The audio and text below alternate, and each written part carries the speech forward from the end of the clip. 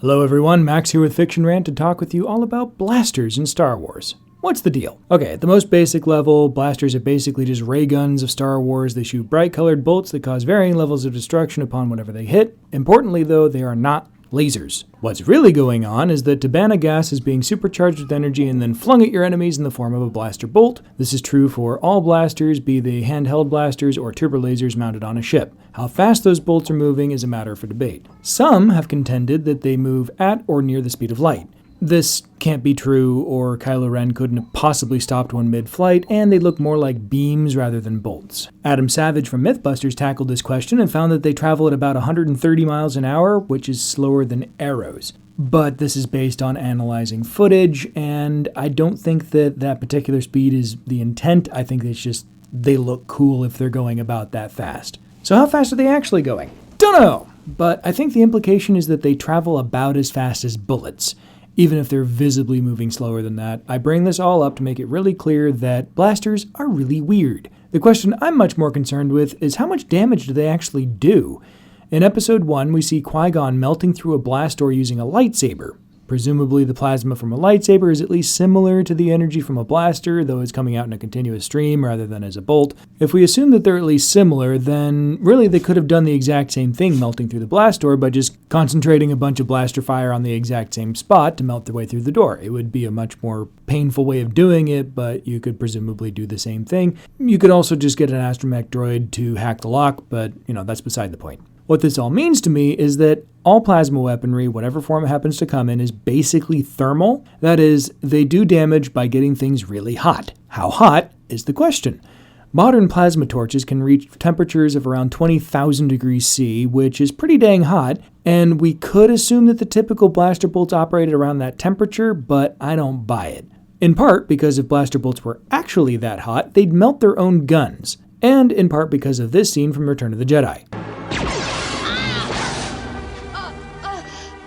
What you just saw is Princess Leia getting shot in the shoulder sideways and having to endure moderate discomfort. Sure, her shoulder's a bit scorched and she's definitely hurt, but here's the thing, water boils at 100 C. If she was hit with energy 200 times hotter than that, at the very least, her entire arm would be gone, and at worst, she'd basically be vaporized from a hit like that. The hit was also aligned such that behind her shoulder is her entire chest.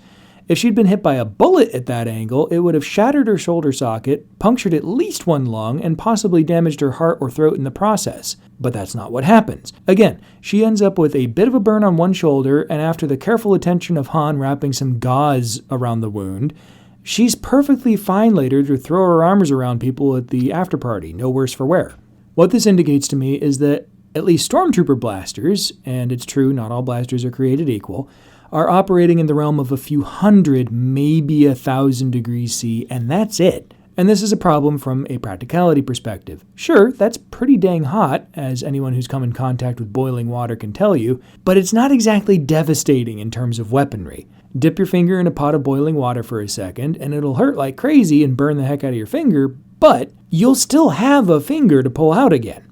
Dip your finger into 1,500 degrees C molten iron, and you don't get your finger back. And that's kind of the spectrum of damage I'm seeing here. At 3,000 degrees C, iron actually vaporizes, and I'm pretty sure that blasters aren't getting things that hot. I'm not even sure they're getting to the 1,500 degrees C mark, but for the sake of argument, let's say the blasters hit you with about a cozy 2,000 degrees C. So they're passing you enough heat to be lethal, while still being able to do damage to metal and even concrete or stone. What does this mean for the Star Wars universe? Well, first of all, it means that Stormtrooper armor being bright white makes perfect sense, actually, since the color white reflects the broadest spectrum of light, so you can diminish incoming thermal energy pretty dramatically just by using that color. It's the same reason why space shuttles and passenger aircraft are typically white, by the way. It also means that Stormtroopers are not using metal armor, which makes sense since some kind of ceramic would be way better at resisting high temperatures. Space shuttle tiles can resist 1,600 degrees C temperatures, for example, at least for a while. So what this means is that in order to counter Stormtrooper armor, you basically just need to amp up the power level of your blasters high enough to defeat the armor without melting your gun down into slag, which incidentally is exactly what the Rebels have done. It turns out there's some interesting consistency with the use of Stormtrooper armor in a world where blasters are super common. Here's the issue though. The same armor, which makes them super temperature resistant, is absolutely awful at stopping conventional projectiles. If you've ever watched my other content, you've probably seen one of my favorite clips from Star Wars where a Stormtrooper gets taken out by a single Ewok arrow that goes straight through his flimsy armor. There's also, of course, the awesome bit with Chirrut Îmwe beating armored troopers to death with a stick. What this means to me is that what should be the ultimate weapon in Star Wars is a conventional firearm. Sure, you have to carry around ammo that weighs more than a power pack, but in exchange, you get full auto fire, which means you can fire more than 1 bullet per second, way better stopping power, and you don't have to give away your location with bright frickin' lights whenever you fire, and best of all, you'll be able to take advantage of things like shotguns, which are impossible to block with a lightsaber.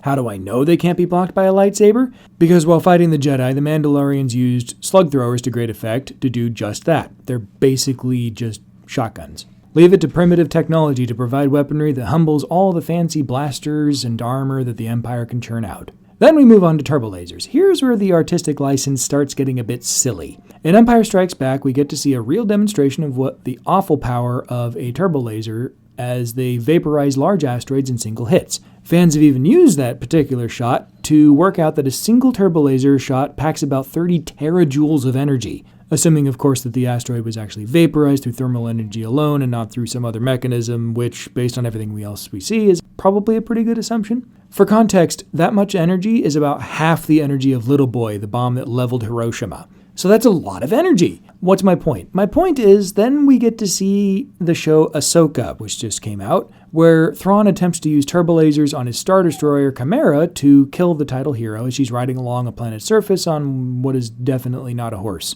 Ahsoka is then surrounded by a bunch of very scary but ultimately tiny fireballs from the bombardment, which proceed to miss them entirely, and the rest of the episode continues with our heroes successfully protected by their plot armor. What happened to the firepower comparable to atomic weaponry? If anything, the pyrotechnics on display in Ahsoka are comparable to those you'd see at a rock and roll concert.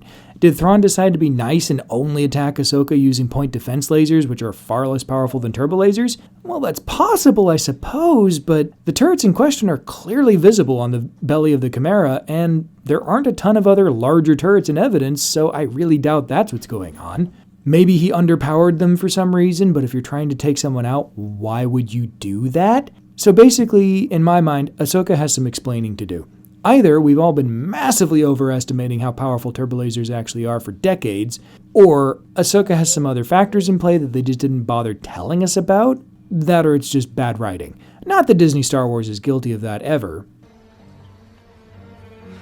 Somehow Palpatine returned. Granted, the earlier example of Princess Leia taking a hit would seem to reinforce the idea that indeed the greatest power in the Star Wars universe is in fact not the Force, it's plot armor, but what do you all think? Is there a novelization somewhere that I haven't read and really don't care to read that gives some sort of explanation for all of this?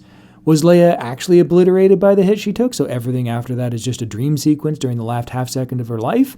Let me know what you think in the comments, and until next time, live long and prosper, and may the Force be with you.